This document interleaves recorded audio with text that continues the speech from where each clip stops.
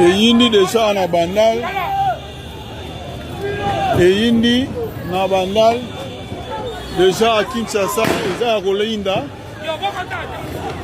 eza ya koyinda masasi ebandi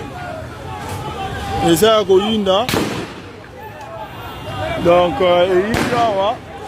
bakongolais batomboki tous les sud-africains faut bakende les sud-africains faut bakende donc eyindi pena nde ya koyinda eyindi pena ya koyinda donc basoda ya kin marché bazobeta masasi